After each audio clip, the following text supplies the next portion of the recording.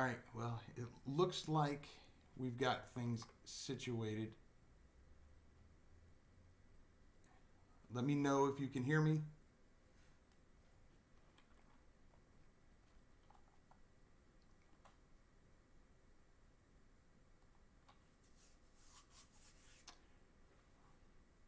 Let me just check, make sure everybody can hear me.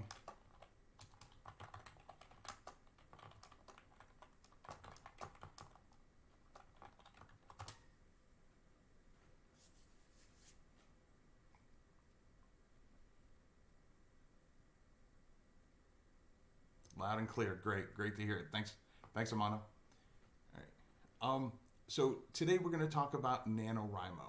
With November just days away, the big talk in the industry right now is NaNoWriMo. But what is NaNoWriMo?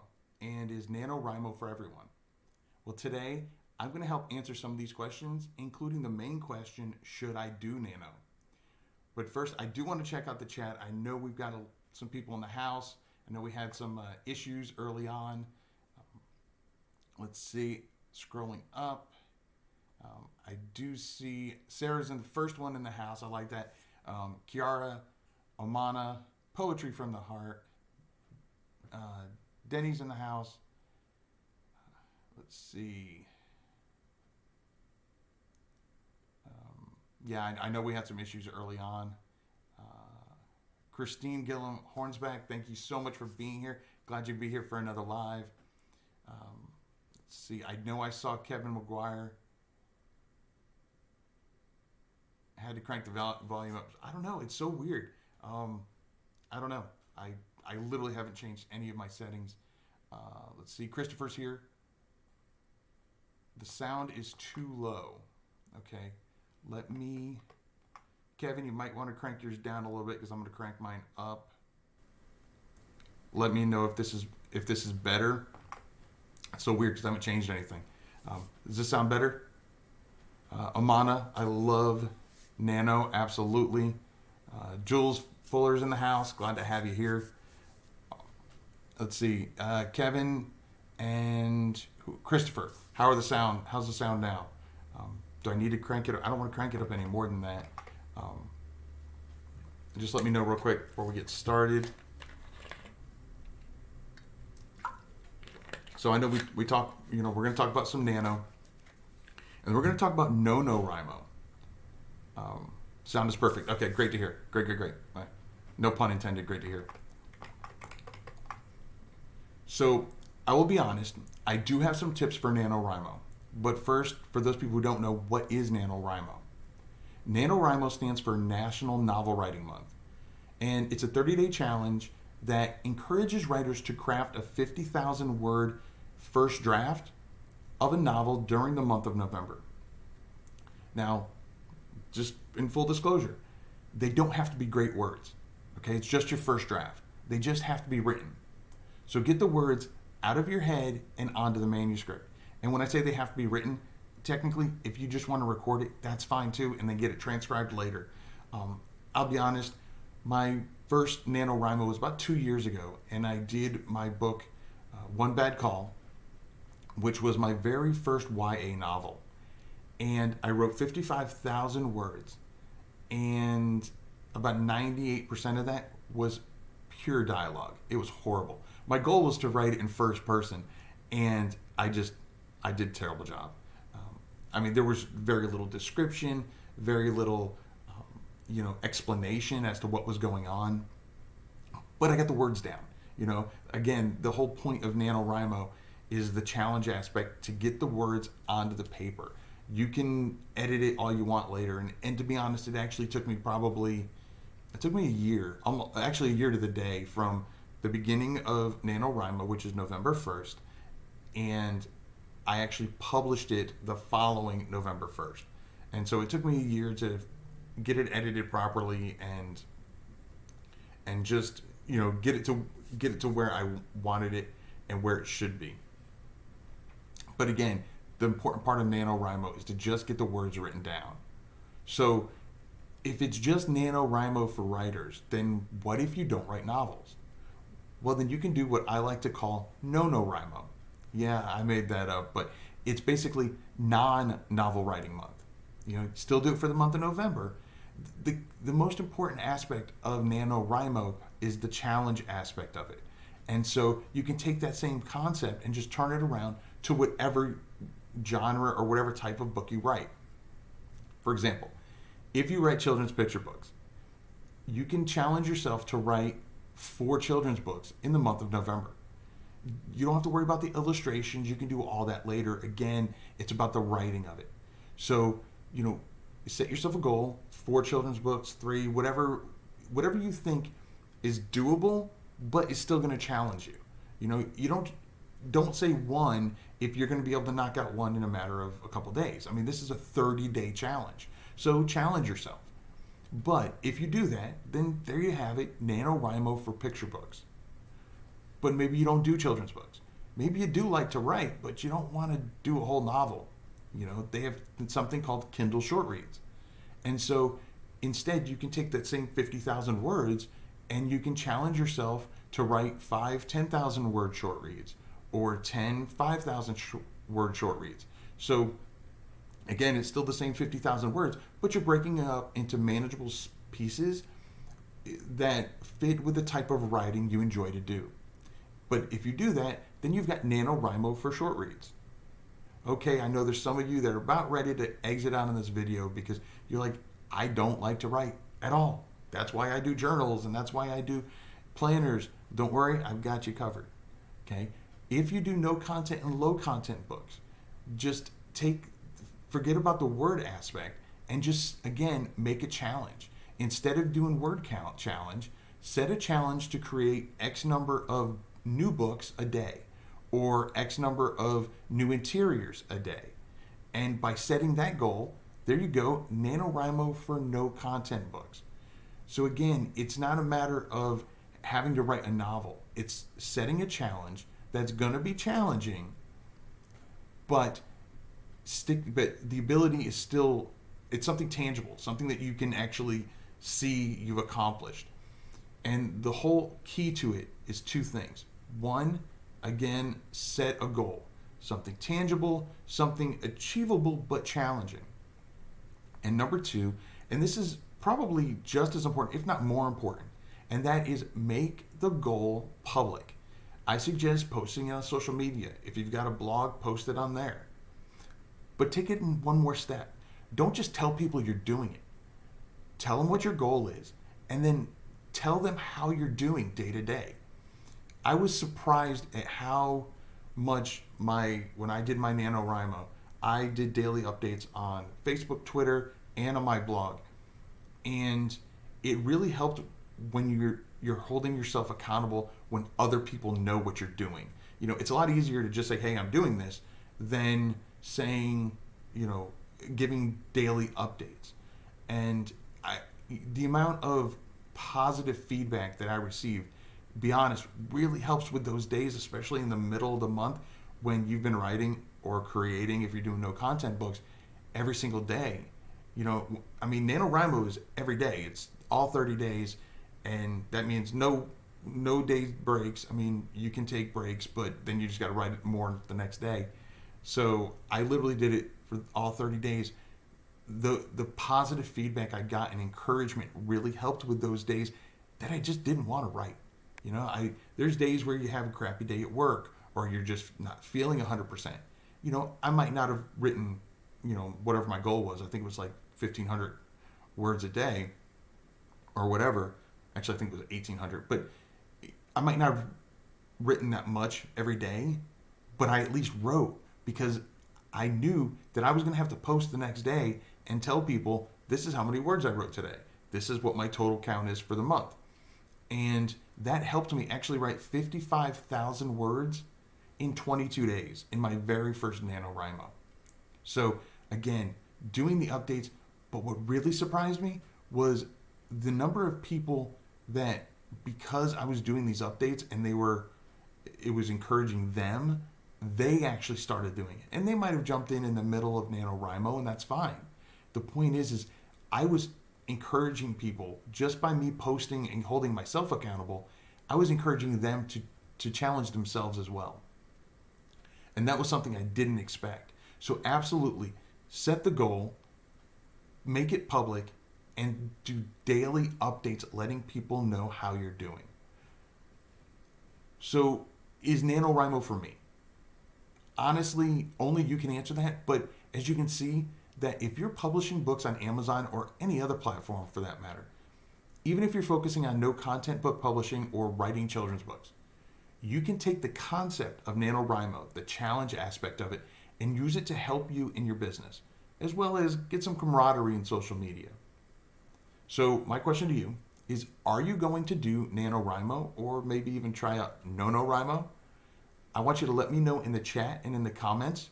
And if you are, I want to tell you right here and now to feel free to come back to this video, hit the like so it's in your liked folder on YouTube. It's a lot easier to find. And come back to it and update the comments with how you're doing. Feel free to update it daily or weekly, however you want. I really would love to hear how everybody is doing. And hopefully, just like any other social media, we can help each other, especially on those days later on in the month when writing is a little bit harder to do. Whether you've got the holidays or maybe you just can't think of anything else to write. Coming back to this video, letting us know, and we can help each other. So let me know what you're doing. I want to get back to the chat because I see it popping quite a bit. Let's see.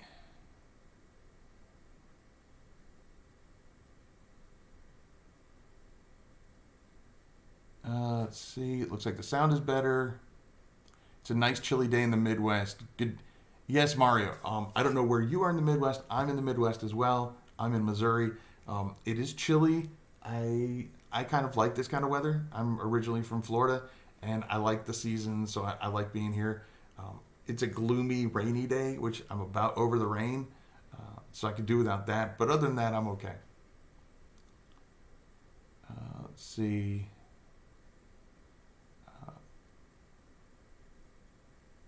Okay. They should change the month. November is too busy. That's quite true, Kevin. It is busy with the holidays and just it's fourth quarter, but I don't know why they do it in November. Yes, Christine, absolutely. Accountability is motivating. It is, and it's it's the same thing whether you're writing or you're people are going on a diet. Like especially when people have a tendency to do that the first of the year.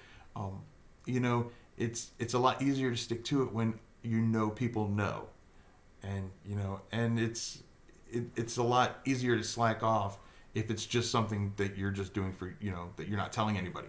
So when you make it vocal, when you make it public, it's a lot harder to slack off, at least for me.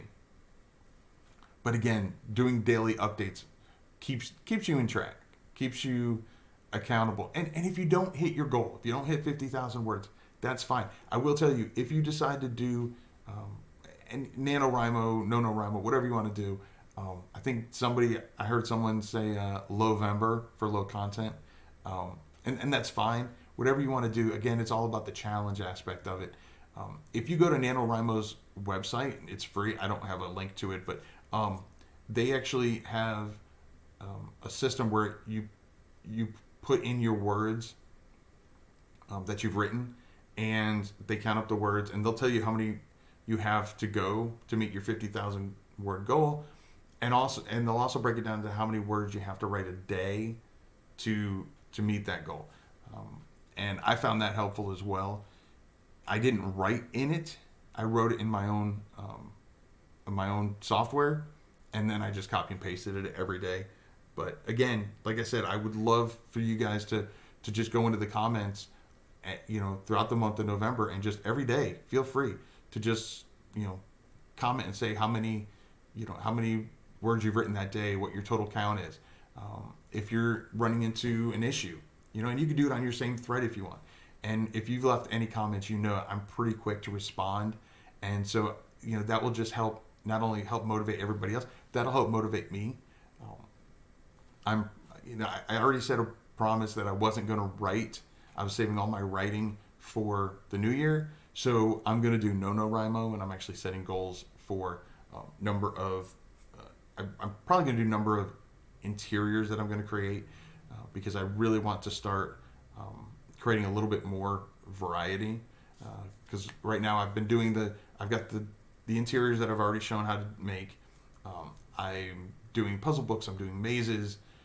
I've got a couple new interiors that I've done for some specific niches that I'm in. And obviously, unfortunately, I can't share everything. I am going to do a tutorial where I show how I make my tic-tac-toe boards and my hangman and a couple other games like that. That video will be coming out probably in the next couple weeks because I got to record it. But yeah, I want to do more interiors. So when you're doing interiors, for me, it's actually a little bit harder because I may not do as many because a lot of the time is spent in the researching of it. Because I want to make sure that I'm not just creating to create. I'm creating something that's going to sell and it's going to be high quality. So, but yeah, absolutely. Let me know in the comments daily how you're doing, whether it's a word count, whether it's a number of interiors, whatever. Let's see. Denny says, I've known about NaNoWriMo for years, but always felt daunted by the thought of a novel. You know what, Denny, I did as well. And that's the great thing about NaNoWriMo is you just write. You're not setting yourself a challenge of this. I'm publishing this at the end of November. It's just writing that first draft. Like I said, my first draft was horrible.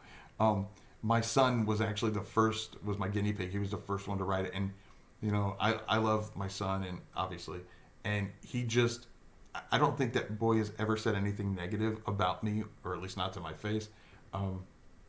And he started reading it, and I hadn't heard back from him. And I was like, how's it going? And he's like, oh, it's fine. And it wasn't until I talked to one of my other kids, and they were like, yeah, Dad, he says it's horrible. And so I was like, all right. So I went to him and I talked to him, and he published it. I think he's in the middle of a novel himself, as well as he's got a couple of poetry books out there.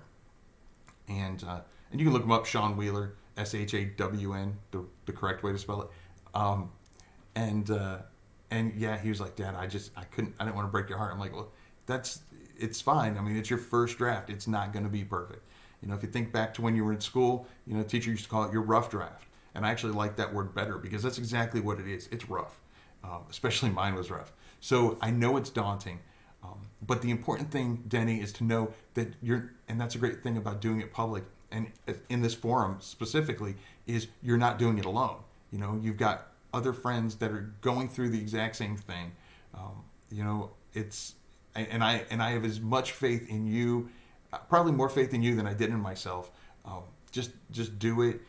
It's a lot of fun, especially at the end of the month when you show, I've written X amount of words. Even if you don't get to the 50,000, you might write, 20,000. That's fine. You've written 20,000 more words than you wrote, last month, and 20,000 more words than you would have written if you didn't challenge yourself. So keep that in mind. And again, if you decide to do NaNoWriMo, I absolutely would love to hear about it. So make sure you keep us informed. Sarah, this is great motivation to get the work done. Things will always come up, but prioritizing a sprint like this can help keep the pace up even once the month ends. Absolutely. And I will be honest, what I did was, it was intense. 30 days, especially, I've got a full-time job, 4 kids. It was intense. I actually would do my writing sprints after everybody went to bed. And I put my headphones on. I put on the Word Nerds channel on YouTube, and when they did word sprints, I did word sprints. And just kind of a side note, I've thought about doing maybe once a week a word sprints live, if that's something that this channel would be interested in. I know we've got kind of an eclectic group. Some people, a lot of people are into no content, low content, and they don't write at all, and that's fine. I mean, right now that's what I'm focusing on is the low content.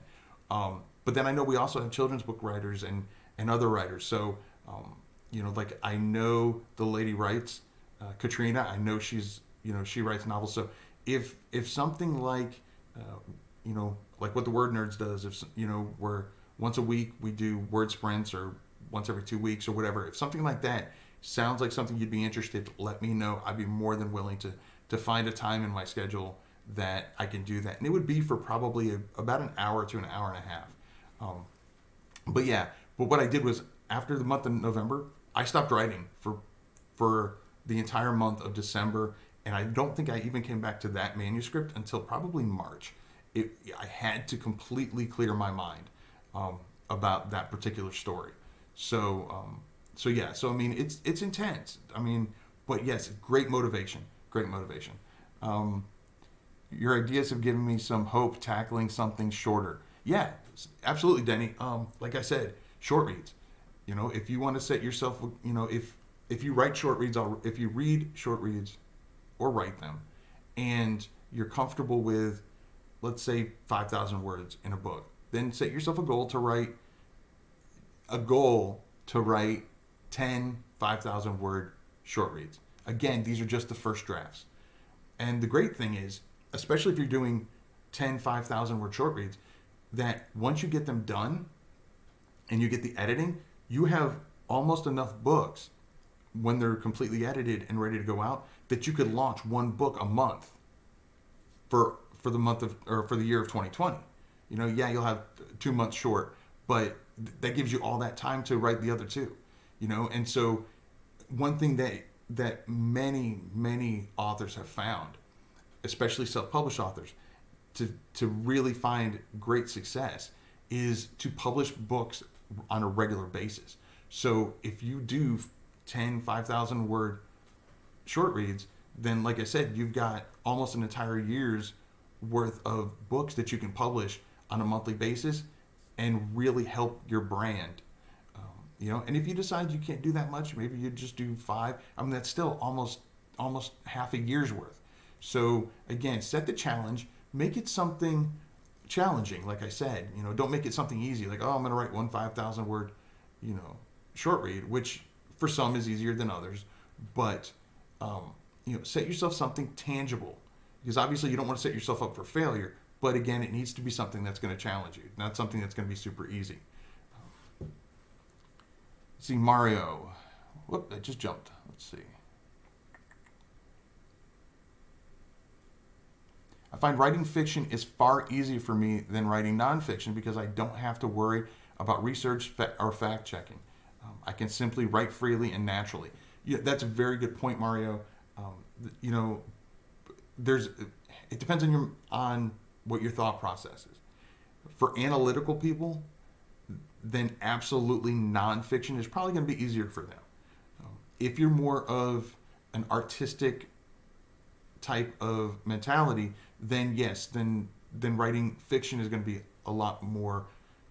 It's going to come a lot easier and more freeing for you.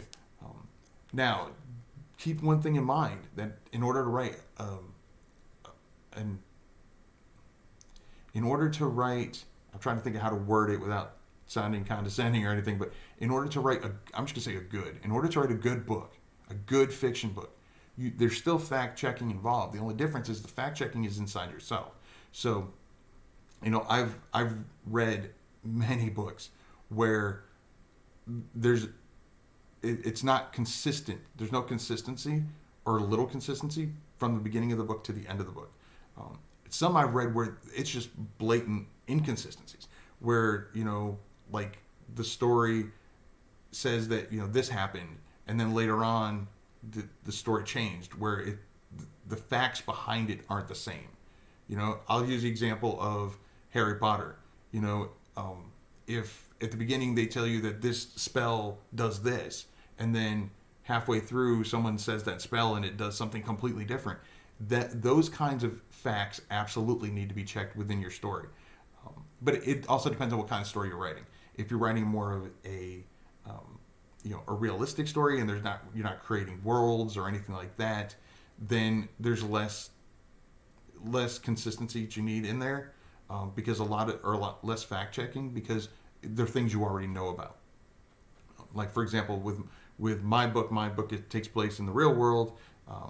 it's based on a teenage girl playing softball. So I mean, I did have to do some fact checking in the aspect of, is this a situation that realistically a girl of this age would be in? Is this a realistic way that they would have handled it, especially for YA? Because if the teenager reading it is like, this isn't going to happen, if it doesn't seem realistic to them, and it's supposed to take place in a real world, you'll lose them, and they won't come back for any of your other books. Let's see. But yeah, you absolutely want to write something that's comfortable for you as far as the story. I mean, it may be a story you've had in your head for years. It may be a story that you literally make up as you go. I'm kind of, they got plotters and pantsers. Plotters are people that plot out everything. Pantsers are ones that just write by the seat of their pants. I'm kind of a little bit of both. I plot out my key elements of the book, like the beginning, the ending, the inciting incident, there's going to be a couple plot points throughout it. And then as I'm going, if I see a scene in my head, I'll jot that down and I'll find a place to put it. But other than that, when I would sit down and write, I would just write. And again, I didn't edit until, like I said, months later. So I didn't do the whole self-editing, and that's really the only way you're going to get 50,000 words done in 30 days, in my opinion, is to just write. Going back and editing, it's just going to take up more time. I mean, it'll help you on the back end because you won't have to edit as much, but to me, it just takes me out of the story, and there was no way I was going to get 50,000 words written if I'd done that.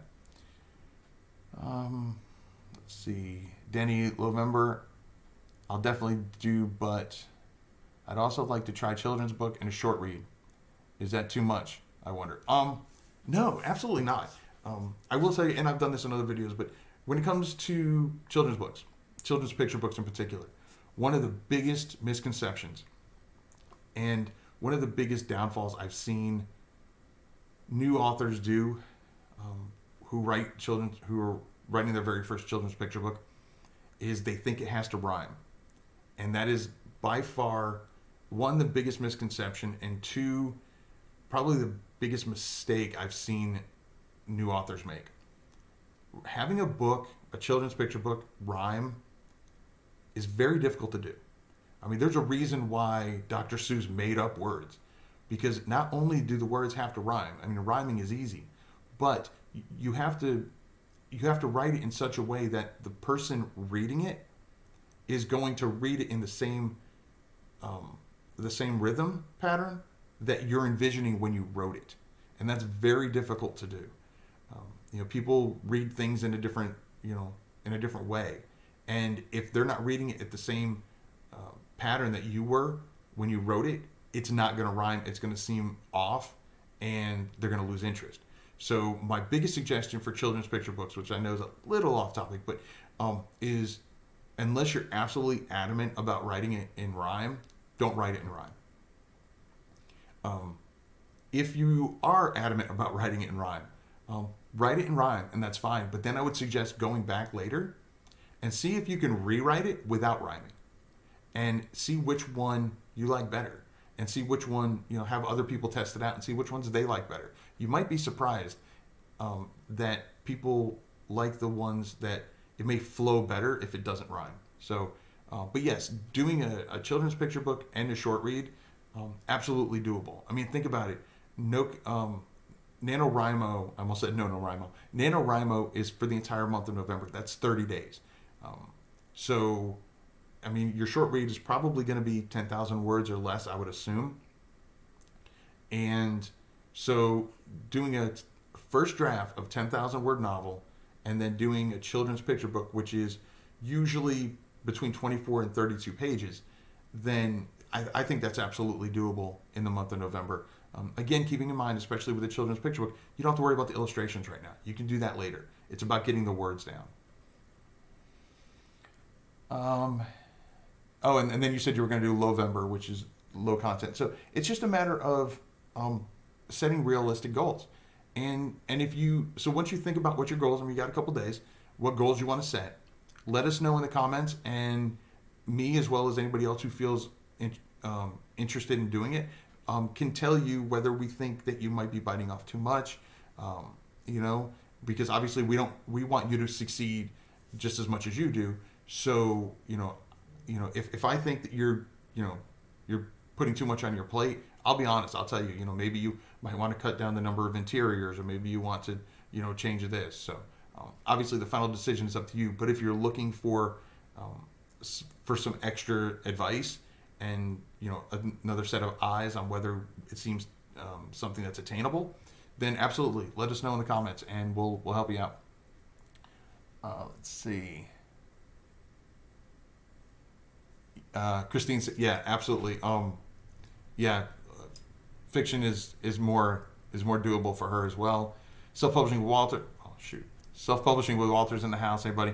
I absolutely don't worry about being late. You're actually not too late, because I did this entire spiel and nobody could hear me or see me. So I don't know. Gotta love YouTube. Let's see.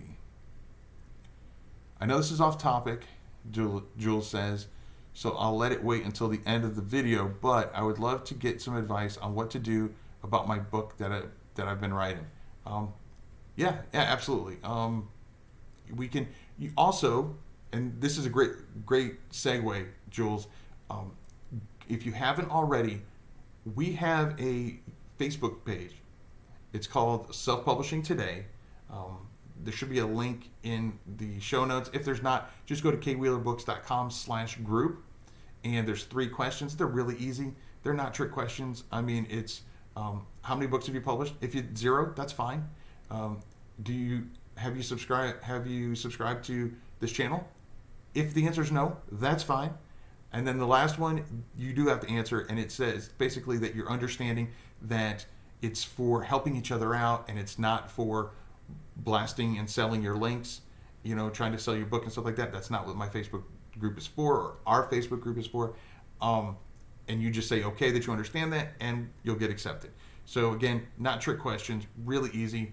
Go to kwheelerbooks.com/group, and that is a great question, Jules, to post on there. And then everybody else, I know Kevin's in the group.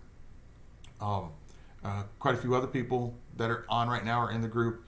So you can ask your questions there, and that way you get more than just my input, because believe it or not, and my kids will attest this, I don't know everything, and there's not one way to do things. So it's absolutely, it would behoove you to do it to ask in the group, so you can get more people's opinions and insight. And there's plenty of people. Walter's a great example. Been doing this a lot longer than I have, and he's been doing this for, I think, like 10 years, maybe a little longer. I've been doing this a little over 3 years, so he's been doing this a lot longer than I have. And so absolutely putting it in the group, you can get more people's input.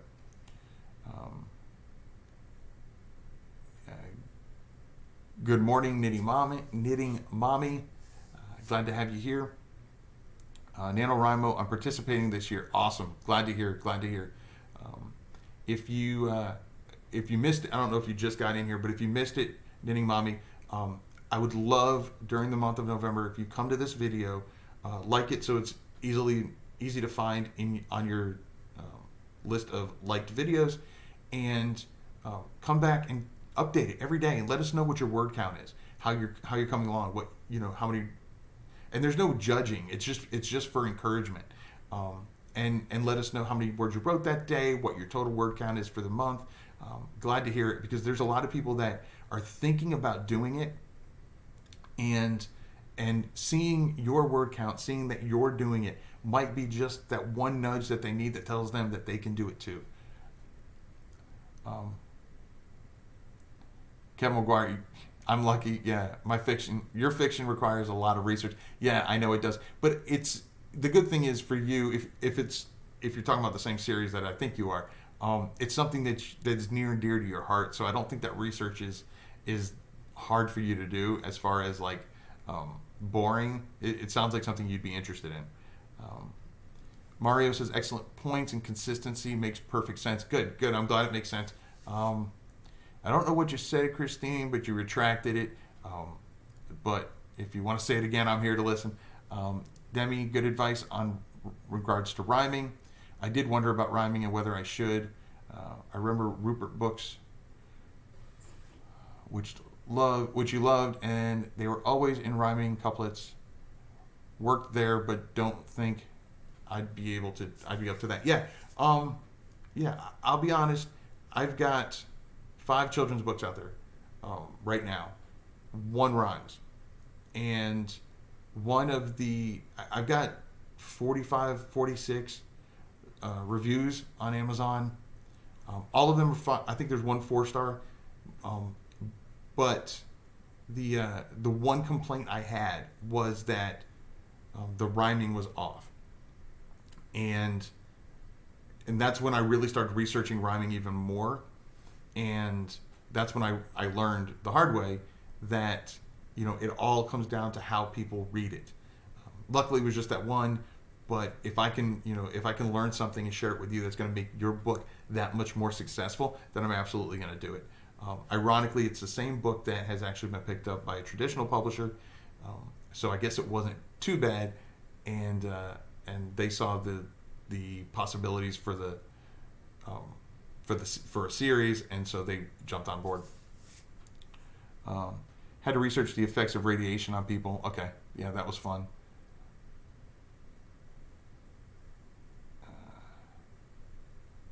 Okay, yeah, so yeah, you had to research some of it. Understood.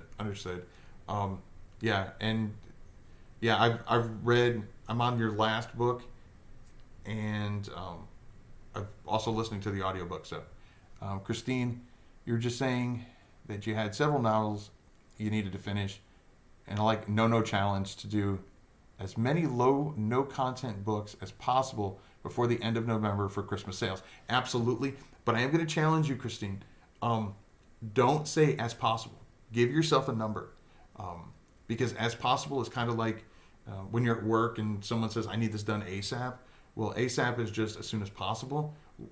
That doesn't really make you work, especially when everything's coming in as ASAP. It doesn't really motivate you to work, to challenge yourself. But when they say, I need this by 2:00, then that lights that fire and says, okay, I've got to get this done. So my challenge to you is to take that same idea and give yourself a number.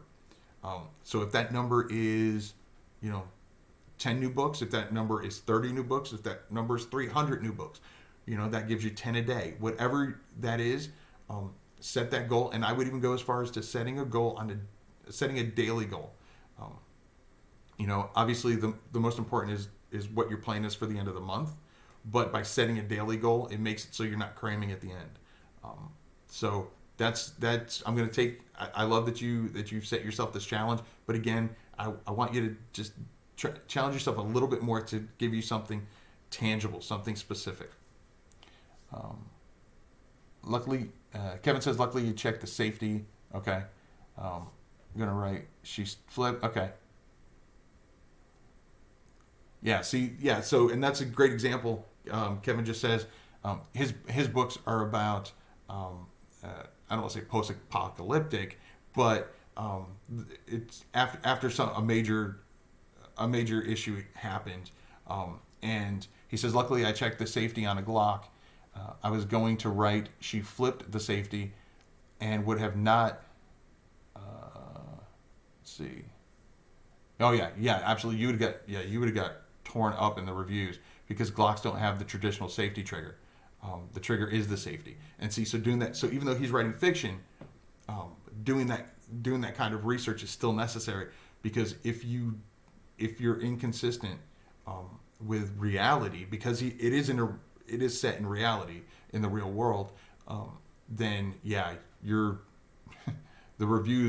readers will not let you live that down. They will not let you forget any mistakes that you make when it comes to those kind of things, especially if it's something specific like that.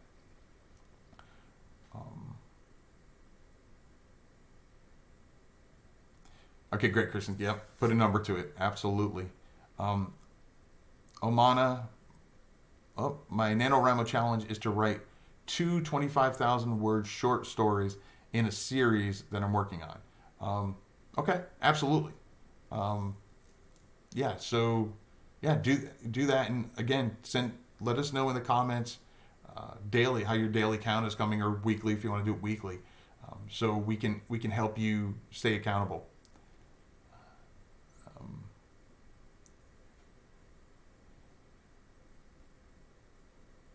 let's see. Well, I love how you guys are talking to each other. I love the camaraderie in here. Again, okay, so you would consider that post-apocalyptic. Okay, all right. Um, so publishing Walter. Uh, yeah. Okay. Yeah, I see a lot of, again, going back and forth, talking with Kevin about his book. It's a great book, by the way. Mario says, love for me to do Christmas tip video discussing maximizing profits, metadata tags, and even book ideas. I feel I can improve my Q4 performance with some tweaks. Um, it's Yeah, I will say when it comes to, I mean, and I can do video on that. I can do where we talk about some holiday or just end of the year type ideas. I will tell you personally, I usually don't make those kind of books. Very few. I mean, um, I have a couple Christmassy type books out there. I mean, one is literally, it's a notebook. It's just got it's got a cover of like Santa and a reindeer, and it's just a regular notebook. I do have some like Christmas lists, where you can write down Christmas gifts that you're going to give people and that kind of stuff. I try not to do too many that way because I don't like the ebbs and flows of my sales. I mean, obviously Q4 is going to be higher anyway, but if I can make my books as evergreen as possible, and by evergreen I mean something that will has a better chance of selling year round, then I try to do that. And so that's something I might suggest to you is don't put a lot of time and effort into just the holidays, because once the holidays are gone, then that book's probably just going to sit there until next year. So keep that in mind. So instead of doing let's say a Christmas type or any kind of holiday typed book, instead, or no content, low content, instead do one for at least winter. So something that's winter themed. So something that people would buy even in January and in February. Again, it's still a little bit seasonal. Well, it is seasonal, but at least it's not something that's only going to be bought during typically 1 month of the year. So it'll help you out a little bit. I hope that helps a little. Like I said, I can do another video on that later. I will say one of the biggest suggestions I would give you, and I don't know if you follow Kelly Publish, but she just did a live yesterday, and it's something I was already doing anyway. But going into your books that you already have and looking at the keywords that you have set. I don't know if you saw the article that Dave Chesson of Kindlepreneur had done, where he actually did an experiment with 120 different books and to see what types of keywords actually helped the people in their search results the best, whether it was just keyword stuffing or if it was writing specific long tail keywords. And I was completely surprised at what his results were. And I'm not going to spoil it. You can, like I said, you can check that out. If you're in our group, I believe somebody had already shared it. If not, I'll share it after this video. But yeah, it's what he found, and he actually answered questions that I had been wondering my entire career doing this. And so what she had suggested and what I'm suggesting to you is, especially if you've got books that you've published a year ago, go in and check and see, because we all grow as in this business. And so the keywords that you used a year ago, one, you may know when you look at it, you're like, why did I put that as a keyword? What was I thinking? I've got my very first book out there, which I fixed now, but the keywords in the slots were keywords, one word. Who does that? And wonder why it doesn't sell, because one word is just way too way too broad and there's too many books, that your book's going to be buried. And so, so we do mature as far as in our business and how we learn about keywords. And so go in and check your books that you've been out there for a while. Obviously, if it's something's been selling crazy, don't go and change everything, because obviously something's working. But take a look. If you've got Publisher Rocket, absolutely throw the keywords that you have, throw them into Publisher Rocket and see what comes up. Also, you can use Publisher Rocket to find maybe better ones, because the other thing is what they search for, the verbiage that they use when they search changes, because everybody, whether it's trending or just the way they, maybe a new word came up, a new lingo for that particular niche that is now more popular than one you had used. Those little bit of changes can really make a difference, especially during Q4. I know I kind of rambled, but I hope that answers your question. Let's see. Omana asked, "Do I run a blog, Keith?" I do have a blog. I honestly have not.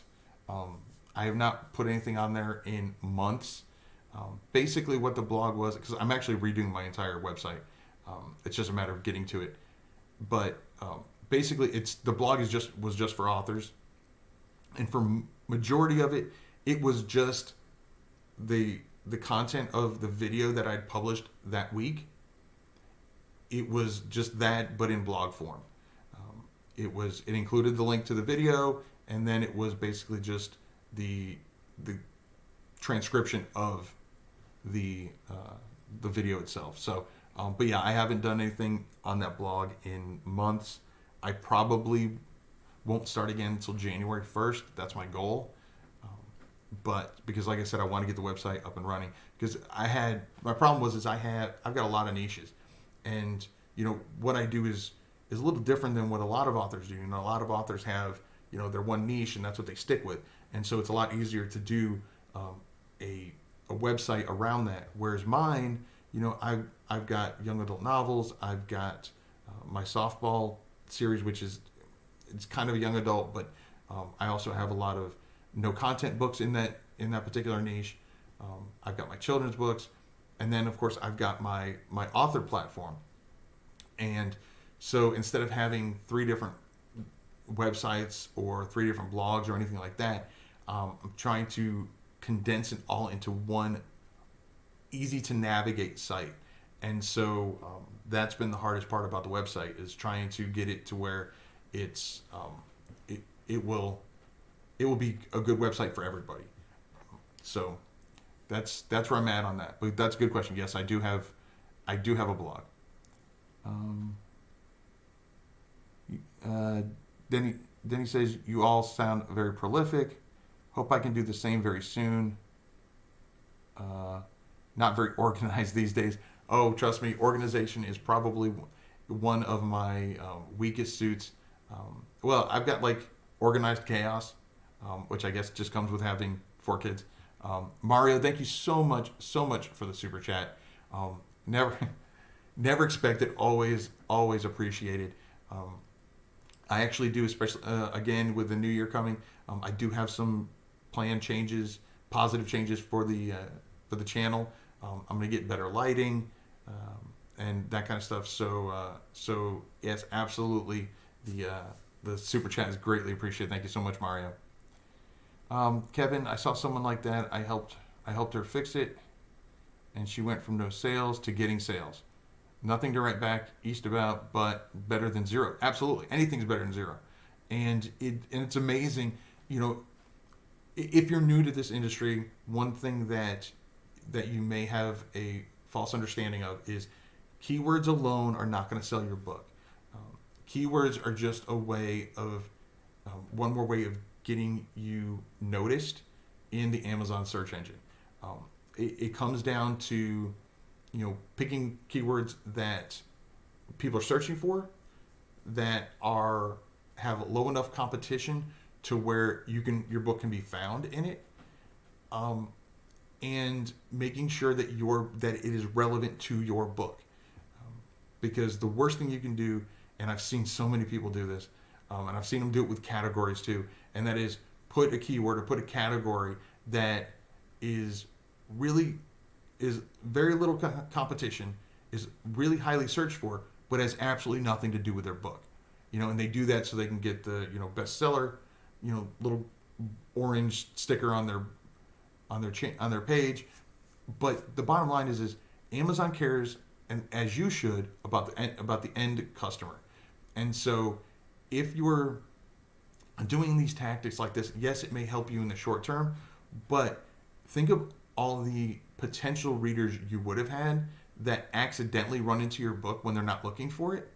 And they're like, okay, well, this has got nothing to do with this. And then they lose complete interest in not only that book, but maybe in you as an author altogether, or your pen name, whatever. So make sure that you pick keywords that are lowish competition. If you use Publisher Rocket, I usually go with competition of usually less than 1,000 is what I try to get.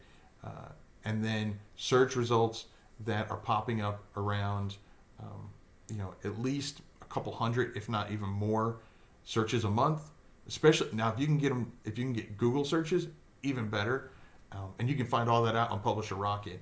And if you don't have Publisher Rocket, you can go to kwheelerbooks.com/rocket, and you can pick it up there. 30-day money-back guarantee. Dave and his team are great. If you don't like it after 30 days, tell them. They'll give you your money back. It's great. It is an affiliate link, so if you do purchase it, then I do get a little bit of a finder's fee. But I only promote things that I absolutely believe in, and I literally use Publisher Rocket, if not every day, at least every other day. But again, so you want to make sure that, going back to the keywords, you want to make sure that it's one that is profitable. If there's low competition and high search, but no one's buying it, it's not going to do you any good. So absolutely just tweaking some of your keywords.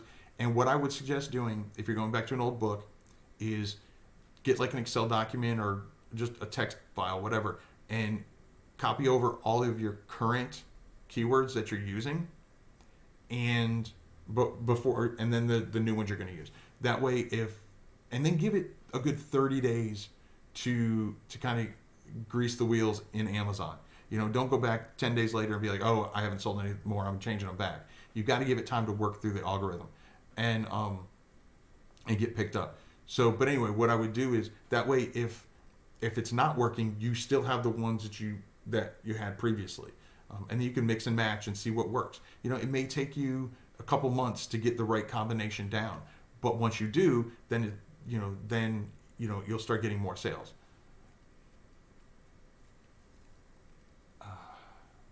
Let's see. Amana says, man, I run a blog. It's doing well. Glad to hear it. I keep track of my NaNoWriMo stuff on it. Starting a personal blog this month in addition to it. That's an awful lot to take on, Amana. I admire that. I cannot do that. My biggest problem has been finding stuff to write about. I'm not one that likes to chase trends and stuff like that. So, and like I said, I can only imagine if I was to write a second blog, it would be probably about, softball related, which would tie into a good portion of my books that I do write. But yeah, I don't know if I could juggle that and the YouTube channel and everything else. But I'm sure once I set myself a schedule, I probably could. But yeah, that's awesome. And I'd love to hear here on the channel, like I said on this video, how your NaNoWriMo updates as well. Christine's awesome, so excited. Just got some of my activity books in the mail for boys and girls for an upcoming book signing and art show on Saturday. That's awesome. And that's a really great point. Not a lot of people think of book signings when it comes to no content, low content, puzzle books, activity books, that kind of stuff. Absolutely. And also, I always keep books in my car. I don't keep a lot, but I keep some, especially my children's books. And very short story time. My wife and I were out to lunch the other day, and this couple came in with their 3 grandkids, and they were kind of rowdy, and I could tell that the that the grandparents were a little overwhelmed. And so I kind of mumbled something to my wife, and she said, yeah. And so I went out to the car, and I got one of my books. It was the My Buddy Knows Letters. And I walked over and I gave it to them. And it was really awesome because first of all, they were super surprised. They asked me to sign it. And I did. But it was watching and listening to them read my book while we're, and how quiet they got. And it was just awesome. So, whether you're doing activity books or anything, especially if it's for children, absolutely, I would suggest having at least a couple, maybe 4 or 5 in your car, because you never know when a good time like that pops up. And I'm sure that that's something that they're going to go home and they're going to tell people about. And on the back of my books, I have I've got a little bio of myself, and so that's something that they can go on to Amazon and look up my name, and they'll see all my books, because you know what I have? I have my free Amazon, or my Amazon Author Central page. And so they can go in there and see all my books. And if you don't have an Author Central page, you need to sign up for that yesterday. Especially with the holidays coming up, someone buys one of your books, they can go in there and see all your books that you have. And you can do that even if you're using pen names. You can have up to 3 accounts, 3 author names for each email address that you set up on Author Central. So if you have a total of 4 pen names, then what you can do is just do 3 under one email address, and then do the other one under another email address. It's not like KDP where you're only allowed to have 1 email address, 1 account. You can have as many accounts as you want when it comes to the Author Central page. Let's see. Many people asked for them at your last show. That's awesome. Yeah, I mean, I don't know how many people do craft shows and that kind of stuff for your whether it's a no content book, children's book, or whatever. I mean, I've seen novels at craft shows. A lot of people think that it's only stuff that are handmade, and it's not true anymore. Denny, don't know what you said there, but I'd love to hear it.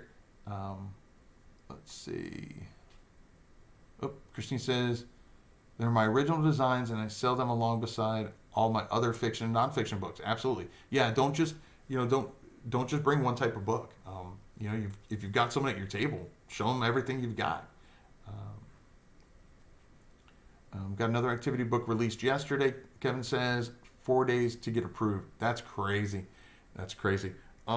Yeah, but one good thing is, if you, and again, Kelly Publish talked about this yesterday, and if you haven't checked out her channel, you should check out, it's Kelly Publish. One thing she talked about is because some people are running into this, couple days, and in Kevin's case, 4 days to get approved.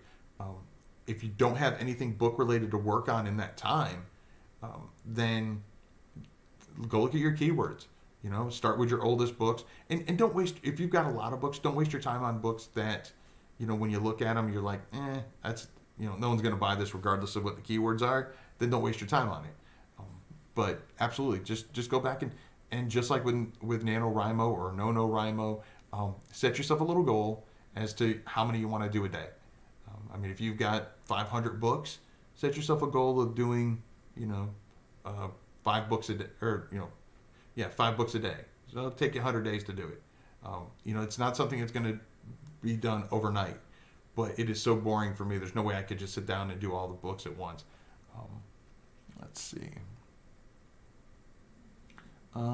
Sarah says, love that experience, Keith. Such a great idea to keep some books on hand with you. I'll have to remember to do that. Yeah, and I'm in no way, shape, or form a CPA or anything like that. But, when you give books away, from what I've been told, you can write that off, because that's advertising, And so, just keep track of that. And, I'm not saying give away all of them and, try to claim, $5,000 in advertising, but, and obviously, your experience may vary depending on what country you're in and everything else. But so definitely want to talk to a tax expert. But in my case, that's what I've been told by my CPA that I can do. And so, yeah, that's an afterthought. Obviously, I do it because I want to see the smile on the kid's face, and that's why I'm doing it. But if you're concerned with the end result, that okay, well, I spent this money on this book, and now I'm out that money. You can also look at it as in the end, it's a tax write-off. Let's see. Christine says, I do them regularly, as it has opened many doors and opportunities. Oh, that's good. And a lot of it, Christine, depends on where you live. How many craft fairs and shows and stuff like that are available. I'm not sure exactly where what state you're in, or I think you're in the U.S. Or Canada. I don't recall, but yeah, I mean, it depends on your particular area. But yeah, I mean, and again, I'm not a CPA, but typically you can write off the fees that come along with doing those shows, as part of a business expense.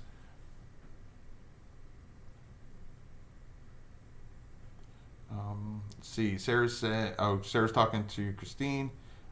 That's so cool. Do you find certain types of shows work better than others? There's many popping up nowadays. Yeah, there is. There's a lot of shows pop up. I'd love to know that answer too, Christine. If there's certain shows that you found, do craft shows work better than, other types of shows? I also know that, depending on what niche you're in, and I've talked about this before, there may be shows specific to your niche or gatherings, if you will. For example, okay, Christine, you're right outside Atlanta. Okay, yeah. So you've got quite a bit because you're near a big city like Atlanta.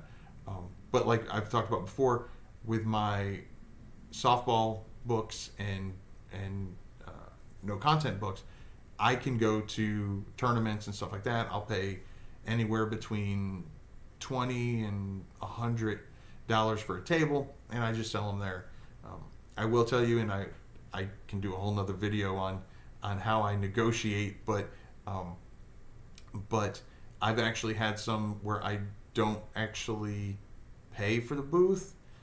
I give them a cut of the sales that I get, and that's obviously that just comes with a little bit of negotiation, and the type of place that you're doing it. Obviously, if it's a general show, they're probably not going to be as open to that kind of thing. But when I'm doing like the softball stuff, it's easier for me because they already know me, because I've been in the softball arena in this area for a decade, and so pretty much all the local places know me, and so I'm able to do that kind of stuff. And it's not that I'm not making a decent living selling them, but I look at it this way: any money I'm saving is money I can put back in my business. So it's not so much about being cheap, although my children will still tell you I'm cheap. It's about being creative. Let's just put it that way.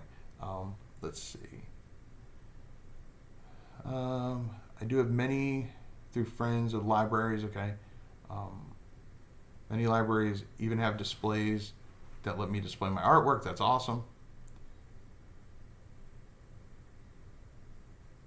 Okay, there you go. And Christine brings up a really good point.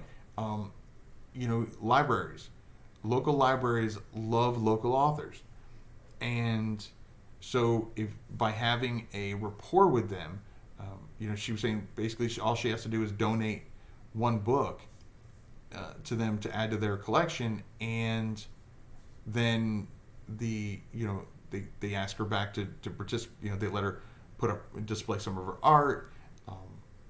They may ask you to come in, or you may ask them about doing an author visit there. You can read one of your books. If you do no content books, you do coloring books, you do puzzle books, that kind of stuff. Those are great for kids and adults. And maybe you can work with your local library on a specific, set up a day. This is going to be puzzle day or whatever. And they're excited because you're going to be getting people into their establishment. Local bookstores are really, really good about that as well. They love their local authors, and just like libraries, or just like any business really, they if you can show them that you can bring more people in, then they're probably really, really likely to allow you to do an author signing, an author visit, which is slightly different. Typically, an author visit is more of a where you talk about, and not as opposed to a book signing where you're literally sitting down and you're signing books and stuff like that. But all of those kinds of things, again, think outside the box. Totally off topic than NaNoWriMo, but yeah. So keep those kind of ideas in mind. Let's see, trade shows, gift shows. Yeah, and there's a lot of gift shows and craft fairs, at least in the Midwest here, popping up around the holidays. So keep that in mind. And you usually can just Google up your local area and just say trade shows or craft fairs or whatever. And there's typically going to be a website where you can see in advance what's coming up on the calendar, as well as if you've got friends on Facebook, they may have events popping up that they're interested in going to. If you check out that, you might find some fairs far enough in advance to where you can get your books and go to them and sign up. One thing I do, and I've talked about this, is when I go to a trade show or whatever for the first time, I don't necessarily bring a lot of books. I'll usually bring probably between 15 and 20. And then I always have my laptop open to the Amazon page for that particular book. So that way, if I sell out, people can go on and do it right then and there. I get a little less royalty on it, but at least I get the sale right then and there, as opposed to them saying they're going to do it and then they go home and they forget because life happens. So keep that in mind. Also, if you've got one of like the Square or something like that where you can take cards, that gives them one less hurdle of, oh, sorry, I don't have any cash, because I know personally I don't carry cash anymore. No, Christine, absolutely no problem getting off topic. Yeah, no, well, you're right, and it is on topic because it is encouraging people to write and be creative during Nano. So it's really, and thinking outside the box with their books. So it's really not too off topic. So I do appreciate that, Christine, and any sharing that is done that helps each other, I'm all for it. But I just know I have a tendency to get off on tangents. So let's see. Effie Loves America's in the house. Glad to have you here. Does anybody have any other questions, comments, concerns about NaNoWriMo or NoNoWriMo? Again, I just made up NoNoWriMo. I never carried cash in the U.S. I only carried cash in the Ukraine. Interesting. I've never been to the Ukraine. I'll be honest, I've never left the States. I was probably 31 the first time I got on a plane, to be honest. But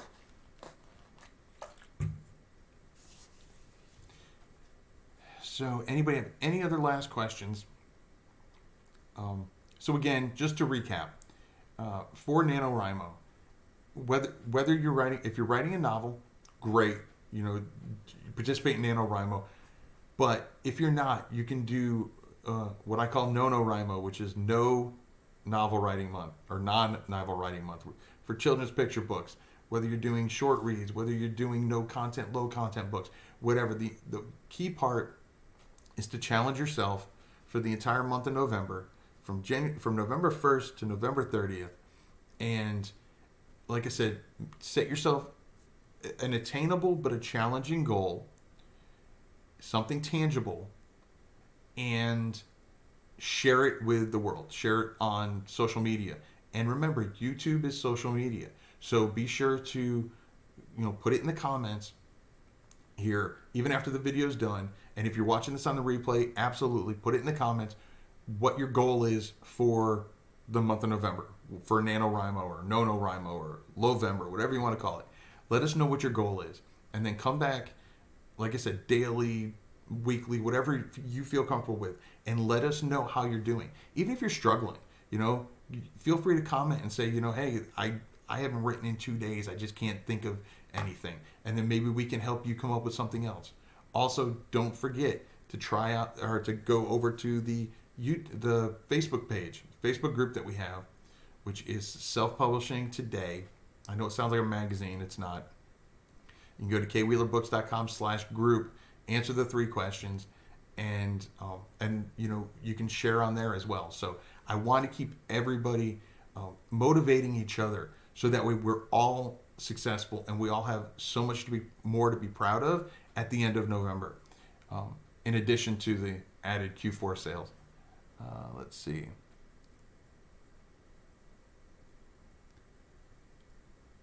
Yeah, that's great. Well, Kevin, that comes with being in the military, I guess. But all the places you've been, that's amazing. That's awesome. Well, if I don't have any more questions, and again, Mario, I want to thank you again for that super chat. It really does mean the world to me. So until next time. Oh, hold on. Kevin says, oh, no, that's one I just read. It just popped up again. That's crazy. All right.